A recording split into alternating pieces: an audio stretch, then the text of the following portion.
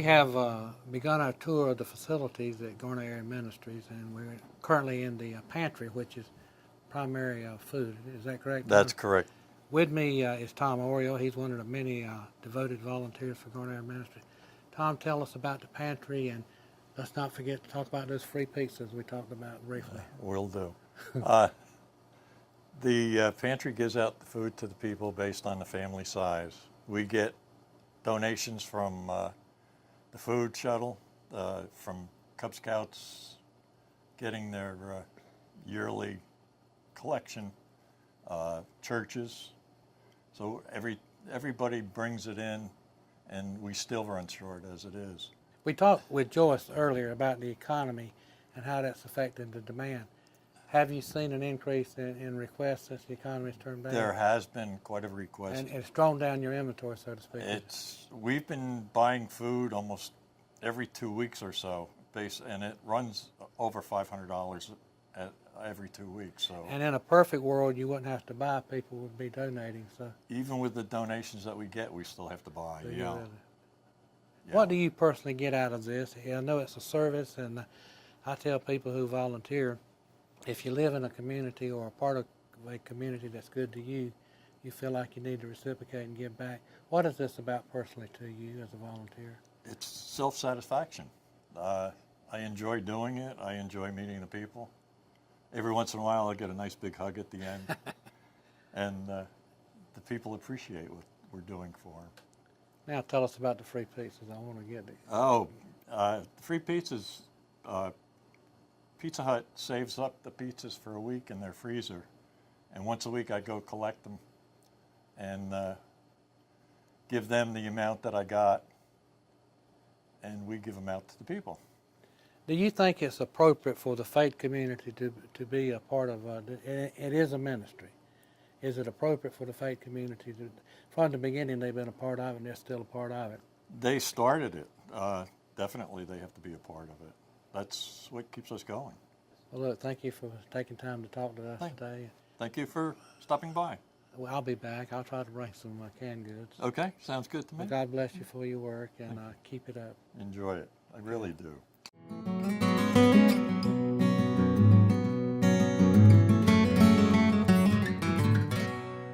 Now we've moved to the thrift shop side of Garner Area Ministries. With me is Margaret Runyick, one of the many volunteers who keeps Garner Area Ministry going. Welcome to the show, and tell us about your part in this total operation. How do you fit in? Well, I am the thrift store manager, and my responsibilities are to make sure that the quality of our clothing and the items that we put out for sale are in good condition, acceptable, yep. And we try to keep our prices low so that the store is affordable to everyone. And I try to keep it clean and neat. And well, you do a good job, it's obvious. The last time I was here, it may have been you, but somebody referred to this operation as a frugal target. It's a frugal man's target, yeah. Because we sell everything from Afghans to zippers. We have we sell everything. We sell jewelry, clothing, pots and pans, and every day we have a special sale. So every day you come in, we have a board that shows you what's on sale for that day. Well, you are a frugal Target. Yes, Target runs something on sale every day. The last time I was here again, I noticed their wedding gowns. Yes, You've got everything here from Halloween costumes to wedding gowns. Yes, exactly right, yeah. But and you don't get a lot of wedding gowns? Yes, we have quite a few wedding gowns, and we have lots of different sizes too, and they're very affordable. Well, quickly, let's for our viewers, let's go over some of the prices. I saw, how much are those neckties over there? 75 cents? 99 cents. 99 Oh, that's cents. one thing we do have is a 75-cent rack for Okay. clothing, yep. And I think that's something that's unique. And the clothing is clothing that has been out on our floor. It's been here a little while. So we pass along the savings to our customers as the 75-cent rack, and we have all kind of clothing. And I noticed there's a half-price sale going. Is that everyday sale? Well, there's something half price every day, yeah. And that's... Tell the people watching this show why you continue to come back and participate and volunteer your time. What's in it for you? Well, just the satisfaction to know that you're helping others. And one of the greatest feelings I've ever had. I was going through the McDonald's drive-thru, and the lady that took my money, she almost jumped in the car with me. And she said, "Aren't you the lady that works at the Garden Area Ministries?" I said, "Yes, I am." And she said, "If it weren't for you, I would never have this job that I have today. And I just thank you so much for all the help that you," and that cannot be, you can't, Can't put a price on it. no, you can't, no. Okay, briefly, tell us about the exciting anniversary that's coming. The 30th. Is it Our the 30th? 30th anniversary is going to be, well, I think the Garden Area Ministry started in October, and we're going to have our celebration in October. On the 9th. And it's incredibly, I wish that the lady who had thought of this and all the folks that thought of it could be with us, because they wouldn't believe how it's grown from a basement to what it is today. And it's still growing. Yep, it's still growing. Okay, thank you for your time. Well, and thank you very keep much, up the good sir. work. God bless you. Thank you.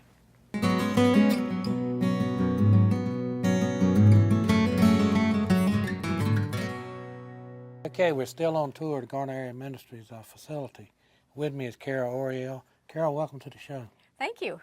Let's begin this segment by talking a little bit, reminding everyone about the history and recollect what's the history of the Garden Area Ministries, what's planned for the celebration.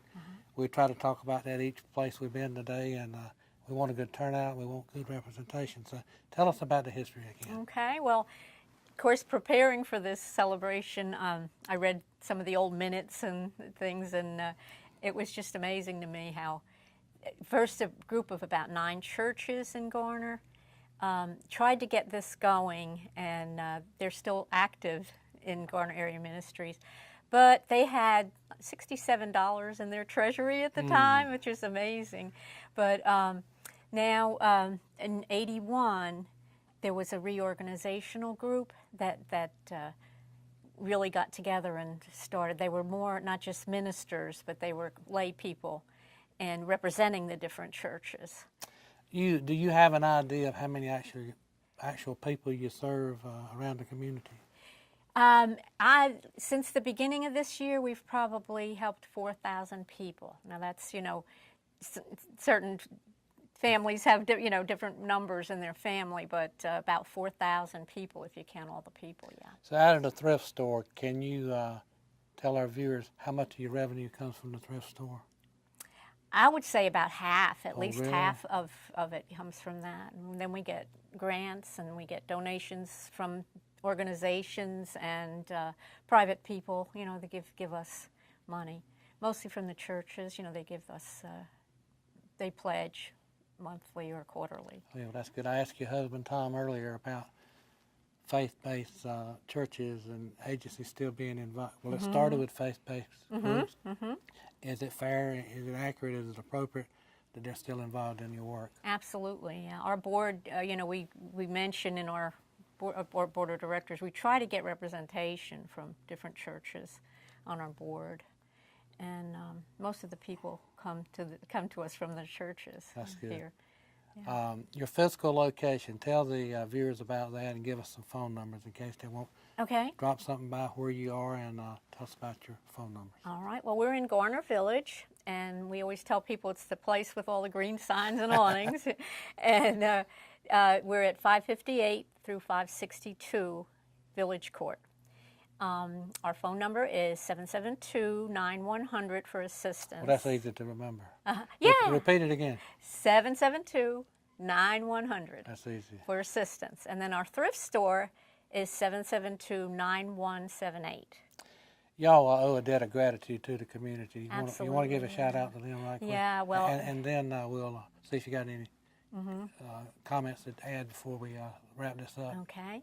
Well, the community is very helpful. We couldn't do without them. We get Boy Scout groups and school groups, and of course the church groups and individuals, and we've gotten grants. The town of Garner gave us a grant, as you know, and we're always looking for new grants. So I think we're just very thankful.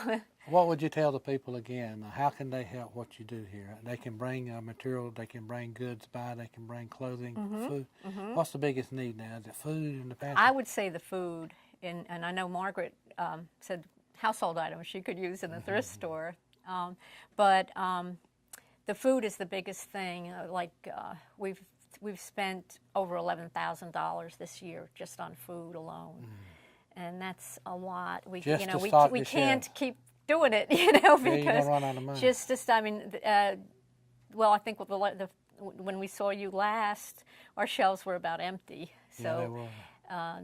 they had to go out and do some shopping, and you know, quite a bit of shopping, and you know, so they look a little better now. But Well, let me thank you for taking the time to talk oh to yeah, us. it was a pleasure. Can I just add our vice? Closing comments. That's Okay, what- go okay, ahead, go I'm ahead. sorry.